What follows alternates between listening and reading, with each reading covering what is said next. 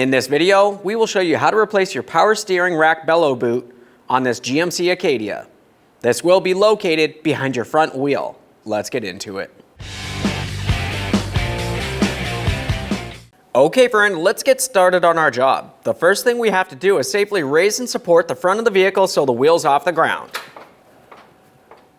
Once you've completed that, remove all 6 of your 22mm lug nuts and then the wheel.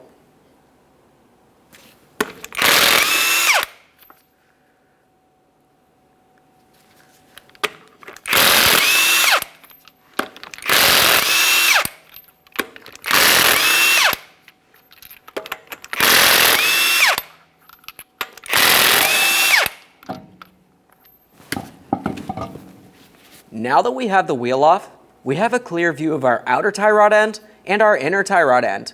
We also can see the bellows boot. In between the inner tie rod end and the outer tie rod end, we're going to go ahead and loosen this jam nut using a 21mm.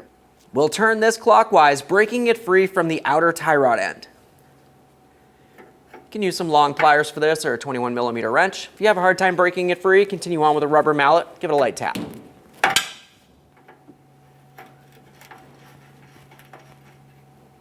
Now that we have the jam nut broken free, we can start removing the outer tie rod end from the steering knuckle. You'll find it's held in place with an 18mm mounting nut. We'll remove that.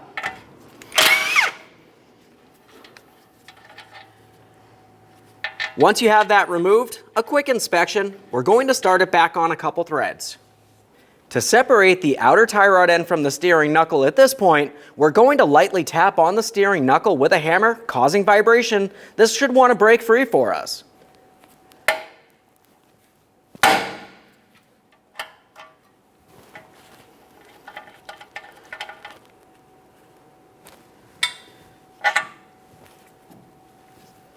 Now we can start turning the outer tie rod end counterclockwise to remove it from the inner tie rod end.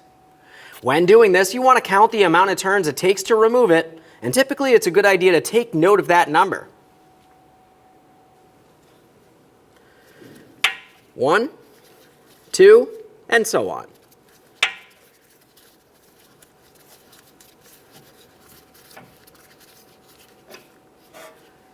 I had 17 turns. Your results may vary. With the outer tie rod end out of the way, it's time to start removing the jam nut. We'll just turn this counterclockwise and fully remove it from the inner tie rod end.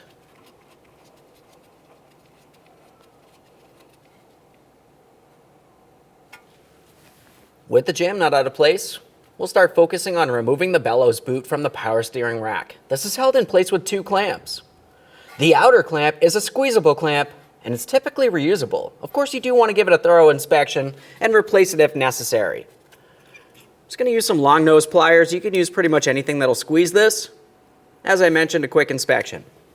Now for the inboard clamp, the next thing you want to do is go ahead and follow that bellows boot all the way to where it connects onto the power steering rack.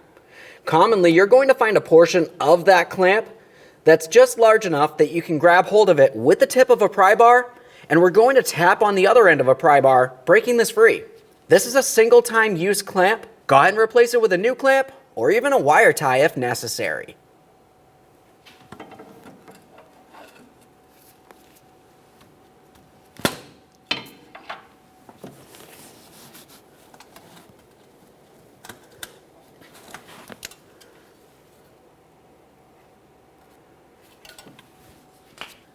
Go ahead and take hold of the power steering rack bellows boot. We're going to give it a twist and pull it out and away from the power steering rack and the inner tie rod end.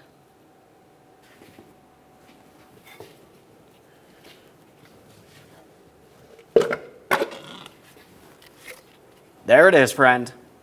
Now it's time to install our brand new power steering rack bellow boot. We'll take this and slide it into position.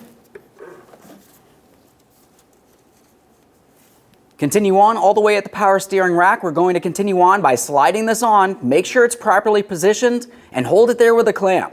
If you don't have a clamp, use a wire tie.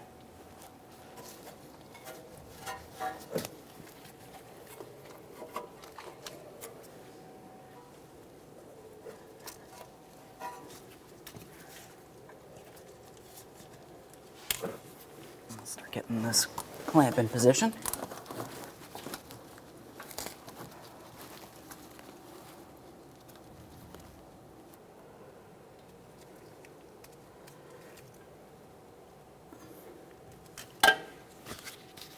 We'll make sure that's secure, trim off any excess if you are using a wire tie.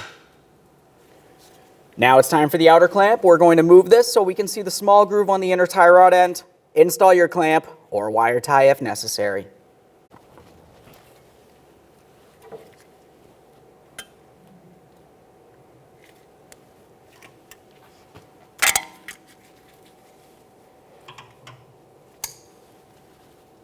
Double check, make sure it's properly secured in both areas. It's a good idea to use anti-seize on the threaded areas of the inner tie rod end. We'll continue on with our jam nut. Now it's time to install our outer tie rod end. We'll make sure we start this on by hand.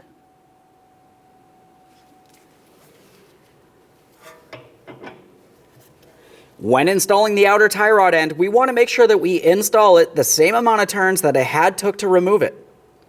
On my application, I had 17 turns, so I'm going to continue on putting this into as close to the original position as possible. That was 2 full turns, 3, and so on.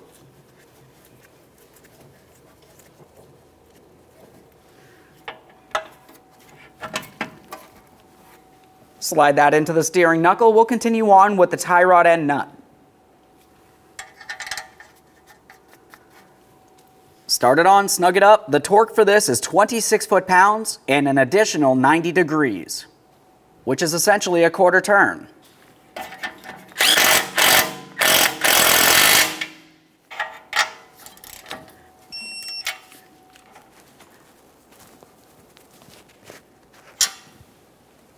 Let's make sure that we tighten the jam nut up against the outer tie rod end.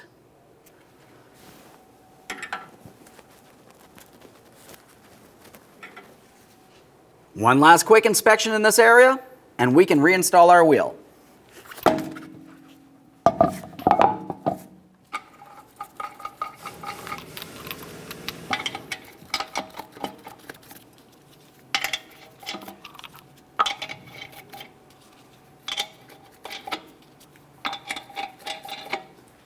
Start on all 6 of your lug nuts. We'll bottom them out. Get the wheel safely back on the ground and torque each of these to 140 foot-pounds.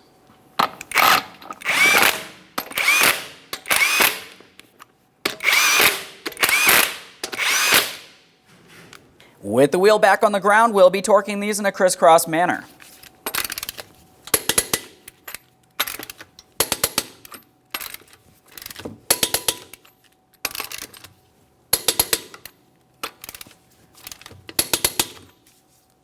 Torqued.